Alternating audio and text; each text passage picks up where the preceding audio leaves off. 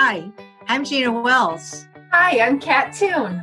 and this is the Success Principles Podcast. Michigan is known as the birthplace of Motown, headquarters to the auto industry, and home of the beautiful Great Lakes. The Success Principles Podcast features professionals and entrepreneurs with ties to this great state who have demonstrated innovation and success both within and outside of our Mittens border. Hi, this is Gina Wells and Kat Toon. We're coming back with Success Principles, and today our guest is Ryan Barber from Frankenmuth, Michigan. Ryan, thank you for being on our show, our podcast, I should say. Absolutely. Well, it's good to be here. I appreciated getting the invite and the chance to kind of share my story.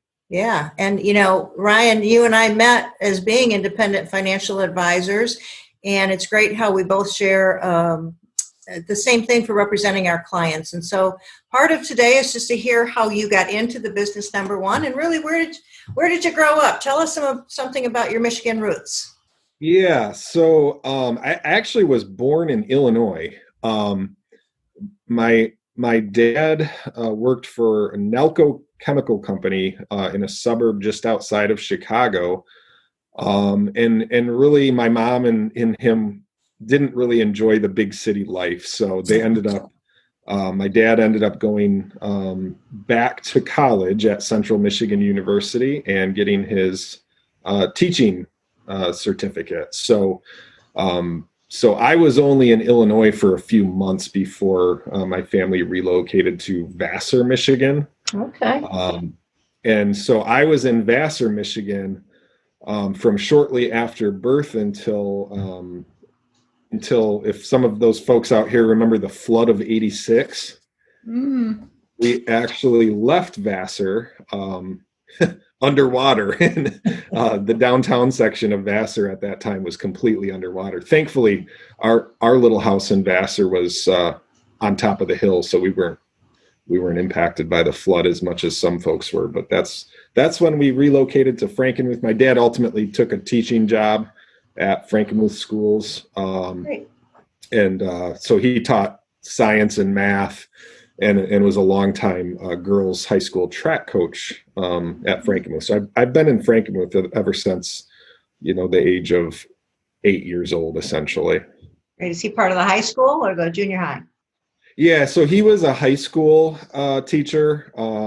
So he taught there for, I want to say, 28 years. He retired in 2004. It's hard to believe it's been that long ago that he retired, but yeah, he was a long time track coach. He was the track coach for the girls varsity track pretty much as long as he was teaching there. And actually, kind of cool story. My older sister, was a really good runner, and they ended up winning a state championship. And I think it was her junior year that they won a state championship, and she ended up running track and cross country at the University of Michigan.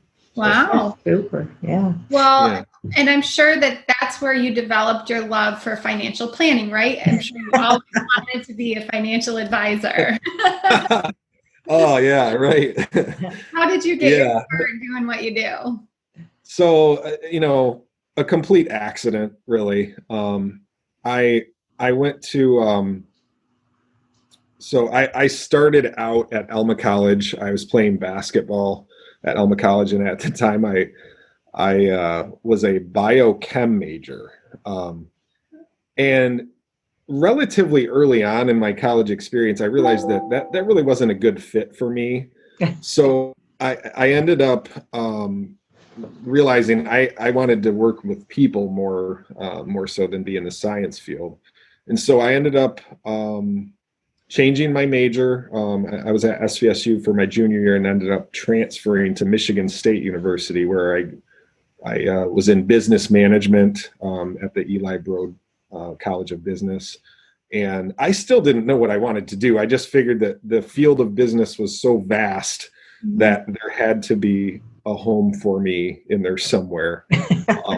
And so by the time I was a senior, I had to select a major, and I picked human resource management simply because I was forced to pick something And so I graduated with a human resource management degree in December of 2000. And I, upon graduation, I was looking for a job. I was submitting resumes. One of my former high school classmates, and he also went to Michigan State University with me, a guy by the name of Matt List, had been working in the industry for close to a year by then. And he said, I know this isn't your major, but what's the harm in coming in for an interview? At the time, he worked for a company called AXA Equitable. Mm-hmm. And they specialized, or at least the part of the company that Matt worked for was called the RBG, which stood for Retirement Benefits Group. Mm-hmm. And the RBG was a very narrowly focused group that helped teachers or public school employees set up their 403B plans. So as a young professional, I got my start in the business essentially talking to public school employees in the greater Saginaw area. So I think that looking back, I was very lucky that I was so narrow focused. It kind of gave me a very targeted a target market to work.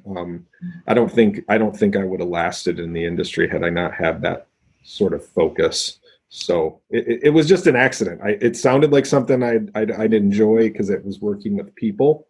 Right. And that's what appealed to me about the opportunity. So I thought, let's give it a shot. And I'm glad I did. So was he your mentor kind of in getting into the business, or how did you learn the ropes? Yeah. So Matt, although, we graduated around the same time. He was my mentor. I was actually a little older than him, but not that mattered. But yeah, he was a manager. He headed up the local, Saginaw area RBG group. His father, Steve List, was actually in the industry for a long time. I want to say probably 30 plus years, working for AXA Equitable as well. So he kind of got Matt into the business, and Matt got me into the business and kind of showed me the ropes about, how to go about working and prospecting within the public school market. That's great. So did Frankenmuth, were you able to get back into Frankenmuth schools also, or they just gave you, here's Saginaw, go for it? Yeah, that's a good question. So it's oddly enough, Frankenmuth was hard to, that wasn't a very good school district for me. It was a little more closed off to, like some schools, in boy, life changed for everybody post Columbine. That's when we noticed, schools used to be almost wide open. As a visitor, you could wander into a school, and as long as you checked into the office, I mean, it was sort of easy to gain access to a lot of school districts. But life changed a lot with some of those unfortunate incidences that happened, and so I found that Frankenmuth was a lot more difficult, just getting access to the staff in that building. So I focused probably a little bit more on Saginaw Township community schools. That was really close to my office. I also worked in Carleton public schools, Bridgeport, Spalding community schools. Not that I was just in Saginaw area, because I did go out into the thumb a little bit, working in smaller districts and like Mayville community schools. Vassar, just to name a few. I had an uncle who was a principal in Bridgeport, Michael Snyder, years ago. Oh yeah, okay. I don't know if you know that name from back then. I'm trying to place Mike. I don't know if I ever met Michael Snyder, but I did quite a bit of work within that school district. Really, mainly from 2001 through 2007. That kind of first 5 to 6 years in the business, I really focused heavily on that market. So are you still focusing on teachers now, or tell us a little bit about the transition into what you're doing right now? Yeah, so I kind of morphed into a more general practice. So my first 5 to 6 years, I really kind of owe everything to how targeted my marketing efforts were. So almost all of my clients came from the public school marketplace in those first 5 or 6 years. And then just kind of gradually, and I guess you could call it organically, my practice morphed into a little bit more like holistic planning type of practice, where before it felt like I was a little bit of a one-trick pony in that I was just helping set up 403Bs. I became more interested in doing more holistic planning with my clients.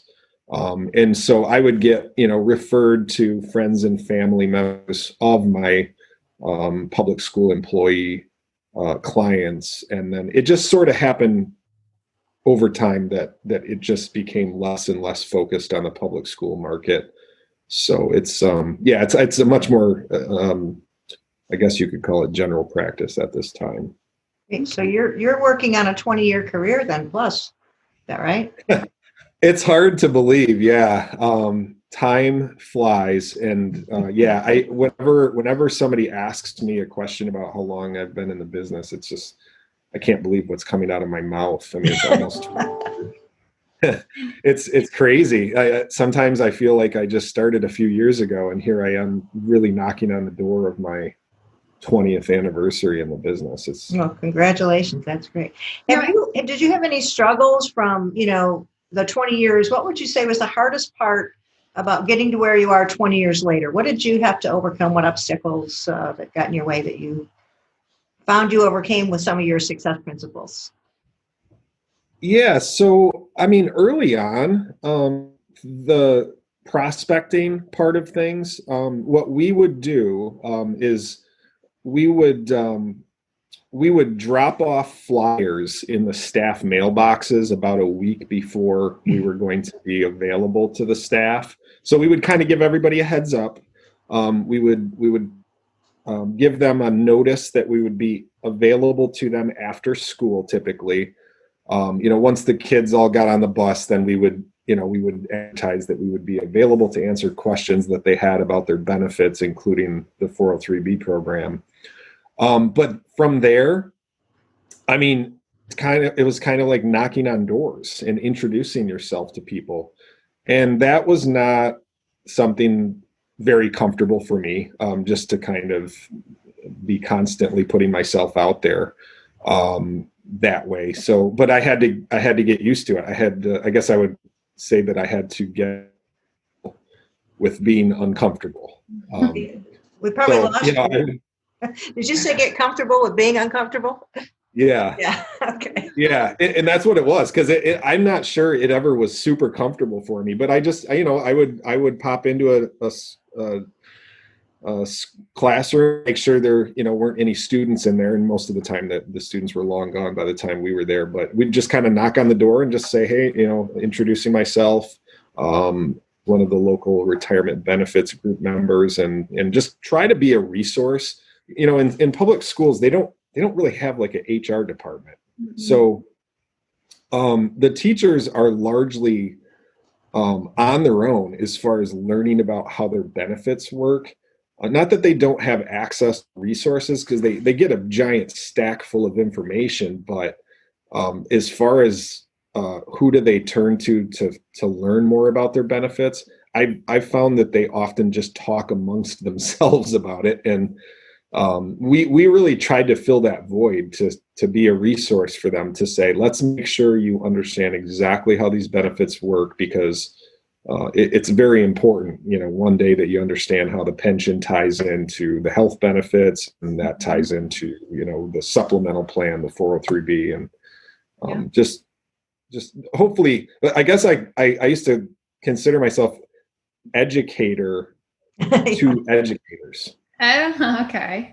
Yeah, because nobody really teaches you that kind of stuff. That's not a class that you have in school, how to, maintain your 403B. But so we talked a little bit about some of the difficult times you went through. What about the successes? What are some of the highs that you've gone through doing what you do? Yeah. So, I would say that as my practice has matured, some of the biggest successes that I've had are gaining more freedom of time, which I love. I about 7, 8 years ago, I took on an assistant, and that really became a career-changing thing. That I used to do everything on my own, from scheduling review appointments to handling client requests, as simple as like an address change, or hey, I got an email address, and all these important things, but really not a lot of value added for me to be handling a lot of the administrative tasks. So when I took on an assistant, I discovered that I enjoyed what I did a lot more, because I don't love the little tasks. I don't know many advisors that do. So I love talking to my clients. I love helping them plan ahead. And the fact that I now get to outsource a lot of the very important, but more administrative tasks has made my enjoyment factor of my work just kind of skyrocket. Another thing that, when I look back at the early stages of my career, I felt like I didn't enjoy my time away from the office as much as I should have, because my practice would kind of screech to a halt. Given that I was in charge of scheduling, it was like I would come back to an empty calendar at times, and then it took me a while to sort of get the momentum back up and running. And so now with an assistant, when I leave the office, I'm confident that I'm going to come back to a full calendar of activity, and it just makes my time away from the office that much more enjoyable, to realize that Alyssa is taking unbelievable care of the practice while I'm away as best she can. So yeah. So Ryan, you were saying one of the big breakthroughs was finding an assistant. Tell us about that. Yeah, absolutely. So I was fortunate enough to interview a young lady, Alyssa. At the time, she was not far removed from high school. She was working part-time as a beautician, and I guess realized she didn't want to do that work for the rest of her life. She was also working at a local credit union in Bay City.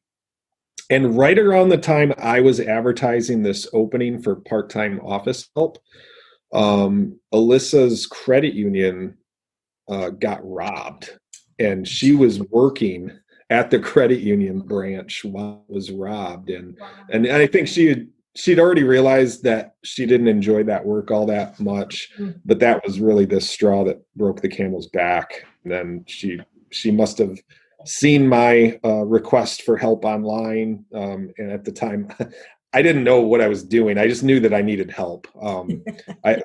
I started by advertising that I needed some help, like 5 to 10 hours a week. So it was a very small beginning, but very quickly Alyssa showed me how valuable she was to, be able to take a lot of things off my plate and allow me to focus on the more important task of, relationship building with my clients, and doing the planning work. So it was very career changing, and I would dare say it was life changing to have her become part of my practice. And it really, things just took off from there, because I was able to free up my time to, spend more time focused on my client needs and less time on the administrative part. Now, does Alyssa work from home, or does she have an office where you're at now? Or yeah, so she used to work out of our office in Saginaw, but then a few years ago, she got married to a nice guy that lives in the Grand Rapids area. So at the time when she told me she got engaged, they had been dating for a while, to the point where I think I kind of got the sense that they were going to get married one day. And I was fearful that I was going to lose her, you know. So after I learned that she was getting married, she did mention that she was planning on relocating to the greater Grand Rapids area. I said, I'm not sure. I'm sure you're going to get an offer you can't refuse once you get over to the west side of the state, but just know that I will do anything I can to keep you on. And she was happy that I said that. So I'm thinking I'm losing her.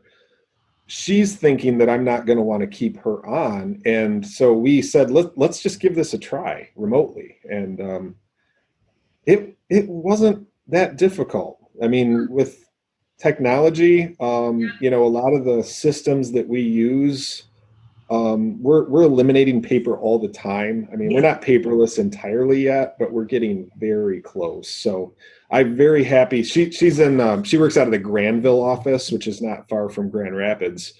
And we've both found that the challenge of transitioning to working remotely was not nearly what we feared that it might be. So it's gone really well.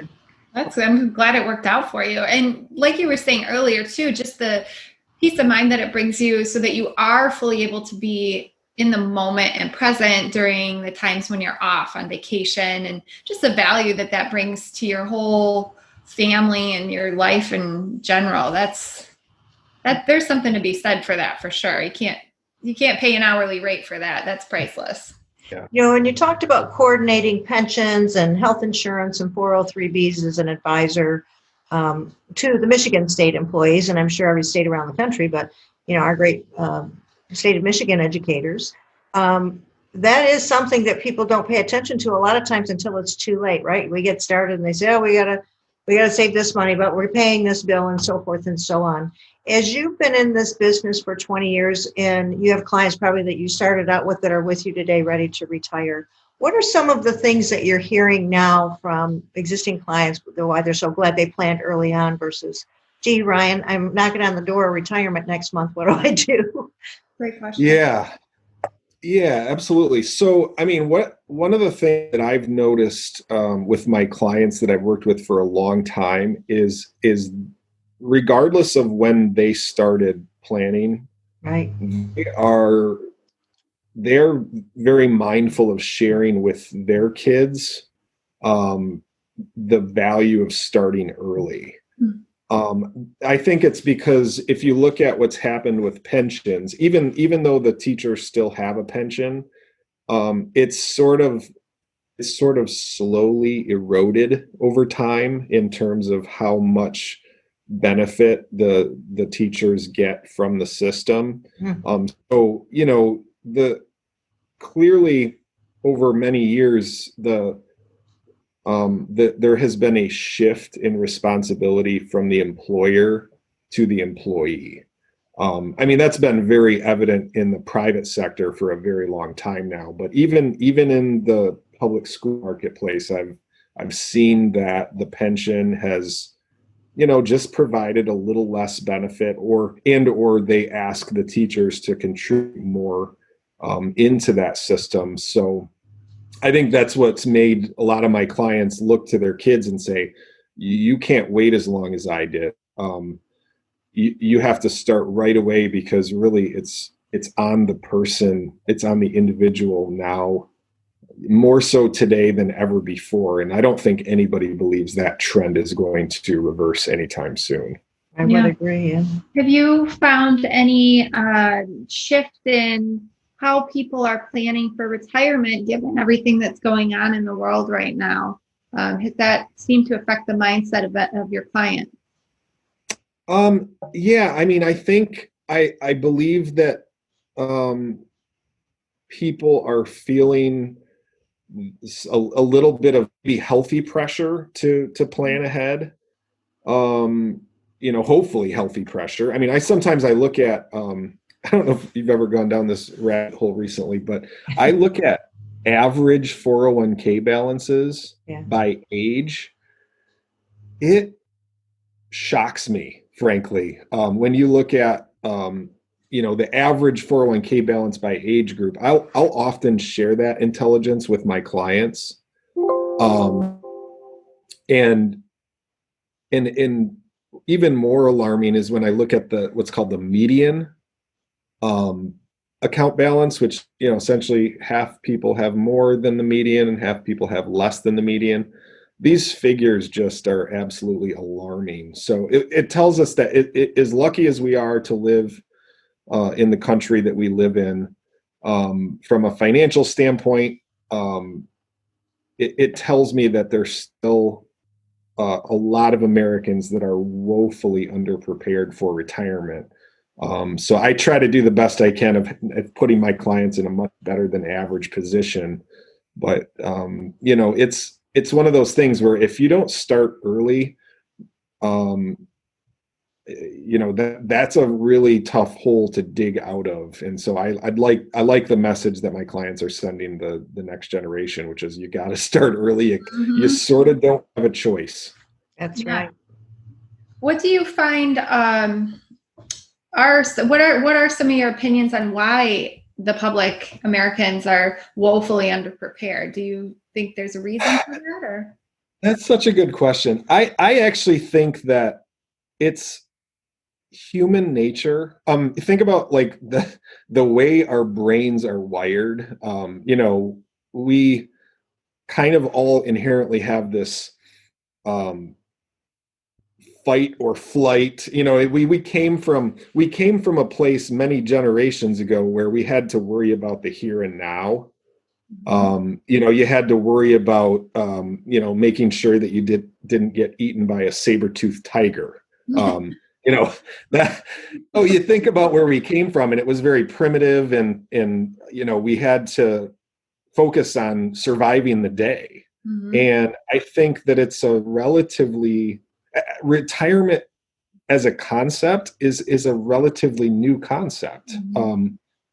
As a human race, we used to sort of work until we died, and it wasn't until just fairly recently that people got into this position where they work until a certain age, but then they might have multiple decades of retirement. It's still a new concept. So I think it's so easy to get caught up in the day-to-day. There's always something more pressing than planning for retirement. I mean, always. Yeah. So I think it's really easy to put retirement on the back burner. Most people probably get a lot more enjoyment out of spending money today than they do for stocking it away for the future. So it's a battle, and I get that it really has to be an intentional effort to make sure that you're performing a balancing act between living comfortably today but still trying to take care of your future self. I think it's the way we're wired. For sure. The other thing that introduced us, Ryan, was you read the book Becoming Your Own Banker by Nelson Nash, and it just kept going in my mind. We're procrastinators by nature. We believe that we know everything because we whatever, and so you can't tell me anything that I don't already know. Or, we worry, we don't think about where we're losing money, right? I think about the Willie Sutton portion of the human, the arrival syndrome and all those things he writes in the book. Why did Willie Sutton rob a bank? Is because that's where the money's at. And when we look at pre-tax planning and pensions and everything that's happening, it's always circled around what our tax system is looking like at the other end, and we just don't know what that's going to be like. So, for all those reasons, we should pay attention now for sure. Yeah, absolutely. Yeah.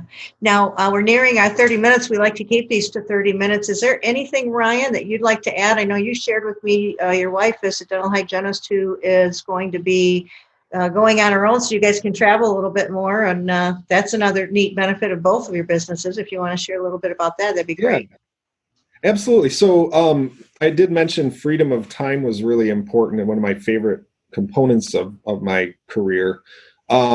So yeah, my wife Trisha has been a dental hygienist for about as long as I've been a financial advisor, and just recently decided that she was going to be a little bit more of an independent contractor, and that gives us the freedom to kind of take off if and when we want to.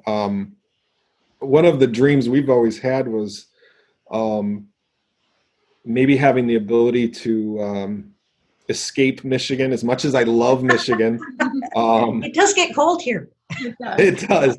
Admittedly, sometime after the holiday season, I mean, I grow a little weary of staring at the gray skies, and especially in February, it seems like it really wears on me. So we always thought, wouldn't it be cool if we could get out of the state for a little while, go somewhere warmer. And with the technology that exists today, I mean, I can keep in communication with my clients very easily as long as I have a good cell signal and a good Wi-Fi signal. My practice operates extremely well. I guess COVID taught me how well my practice can operate from afar. Yeah. So yeah, we're really excited about that. The fact that we can have a little bit more freedom of time, and now that she's an independent contractor, she's got as much freedom of time as I do right now. So that's really cool. How fun. Any destinations that you have planned, or any bucket list destinations? Yeah. We're very lucky that we took a really big trip not that long before COVID. So we actually it was Trisha and I, and then two other couples had gone on a trip around Europe. We went to Austria and made stops in Northern Ireland. And it was an awesome trip. The fact that we got away, little did we know the world was going to be much different in a few short months. We did have a really big trip, kind of a trip of the lifetime. It would have been late 2019. We're researching that right now. We don't know how soon we're going to be able to do that sort of thing safely. Mm-hmm. And we definitely had some trips that had to get canceled due to COVID, but we'll hopefully we'll resume travel in the not too distant future. So You're making me want to look that up, because it gives me something to look forward to. Procrastination, Ryan, you better get on it. Financial planning or vacation planning, either way. Oh, good for you, Gina. Yeah. If you want to leave anyone who's listening to this or watching this with a little tidbit of advice or some nuggets of wisdom, what would you say? Well, this is simple advice, but I have found it to be something that works really well for people. Is, I think, using automation to your advantage is your best friend. If I use automation to my advantage, I have to make one good decision, and then human nature becomes my friend after that. Because, it's something as setting up a retirement savings plan through my employer, or automating, contributions into an investment out of my bank account. If I make that one good decision and it's automated, from that moment forward, I'm incredibly likely to keep doing it because I don't have to act. That's great. So that's the best advice I can give anybody, is don't give yourself a chance to screw it up. Use automation. I mean, I would screw it up if it wasn't so easy to keep going once you get started. So I think that's the best thing you can do in financial planning, is know that inertia can be your friend if you automate things. That's great advice. Yeah, for sure. Well, thank you. Sure. Ryan, that was a great story. Thank you so much for sharing that, because in this remote world, we need to know there's jobs and support for everybody on a successful team. So it sounds like you've got it going on. Thanks a lot for sharing that. Absolutely. My pleasure. And it was a really cool experience today. I'm thankful that you invited me to share a little bit about myself and my practice. And thank you, Kat. Thank you, Gina. This has been fun. Thank you so much for listening to our show. We know your time is valuable, and we appreciate that you have taken the time to stop by for a bit. For more information about the topics we discussed today, there are links in the show notes for your reference. If you'd like to learn more about the Success Principles podcast and about Kat and myself, go to www.successprinciplespodcast.com. principlespodcast.com. Gina Wells is an investment advisor representative of Retirement Wealth Advisors Incorporated, an SEC registered advisor. Success Principles Podcast and RWA are not affiliated. Exposure to ideas and financial vehicles discussed should not be considered investment advice or recommendation to buy or sell any financial vehicle. This information should not be considered tax or legal advice. Individuals should consult with professionals specialized in fields of tax, legal, accounting, or investments regarding the applicability of the information for their situation. Past performance is not a guarantee of future results. Investments will fluctuate and when redeemed may be worth more or less than originally invested.